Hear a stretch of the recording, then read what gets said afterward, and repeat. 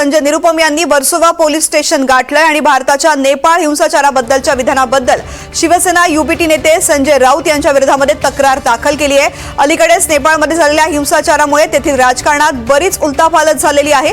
ही हिंसाचार generation Z तरुणांनी घडवून आणल्याचं सांगण्यात आलंय।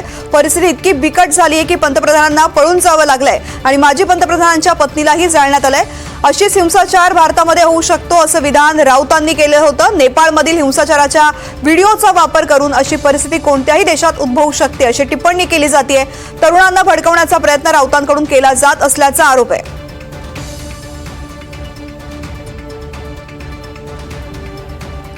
संजय निरुपम यांनी वर्सोवा पोलीस स्टेशन गाठलेलं आहे। संजय राऊत यांच्या विरोधामध्ये तक्रार दाखल करण्यासाठी भारताच्या नेपाळ हिंसाचाराबद्दलच्या विधानाबद्दल शिवसेना उद्धव ठाकरे गटाचे संजय राऊत यांच्या विरोधामध्ये तक्रार दाखल करण्यासाठी ते गेलेत।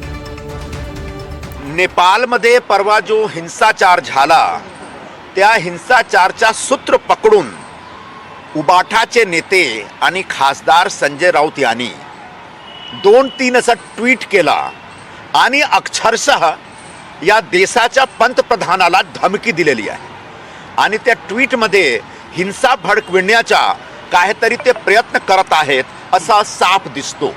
यासाठी मी आज वर्सोवा पोलीस स्टेशनमध्ये संजय राऊतच्या विरोधात एक तक्रार घेऊन आलेले आहोत आणि पोलिसला मी सांगितलेलं आहे की कोणीही विपक्षचे नेते विरोधी पक्ष नेते आहेत त्यांना पूर्ण अधिकार आहे सरकारच्या विरोधात बोलायचा, सरकारवर टीका टिप्पणी करायच्या, शासनाच्या कामकाजवर टीका टिप्पणी करण्याच्या, पण लोकशाहीमध्ये राहून लोकशाही जो रीती आहे ना त्या रीतीवर विश्वास करून जो आमच्या जो घटना आहे घटनाच्या दायरामध्ये राहून ते जे काही करायचं करू शकतात। पण हिंसा भडकविणं, तरुण वर्गाला उकसाना, त्यांना प्रोवोक करणं हा एक चुकीचा प्रकार आहे। यासाठी त्यांच्या विरोधात आज तक्रार घेऊन आलेले आहोत। मी भारतीय न्याय संहिता जो आमची नवीन जो एक कायदा आहे त्या कायद्यामध्ये जो सेक्शन कलम 150 आहे ते 50मध्ये 150 मध्ये साफ असं लिहिलं आहे की कोणीही व्यक्ती देशात हिंसा भडकविण्याचा प्रयत्न किंवा विध्वंसक गतिविधी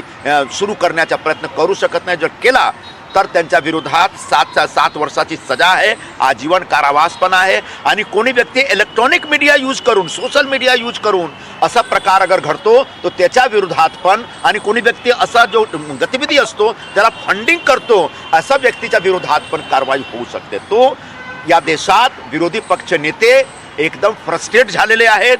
ते लगातार ते कंटिन्युअस ते जे निवडणुकीमध्ये हारत आहे त्यामुळे आता त्यांना एकच मार्ग दिसतो की ज्याप्रमाणे बांगलादेशमध्ये सत्तापलट झाली, ज्याप्रमाणे श्रीलंकामध्ये सत्तापलट झाली, ज्याप्रमाणे नेपाळमध्ये सत्तापलट झाली त्याचप्रमाणे भारतात पण हिंसा केला पाहिजे असा त्यांच्या ट्विट आणि त्यांच्या स्टेटमेंटमधून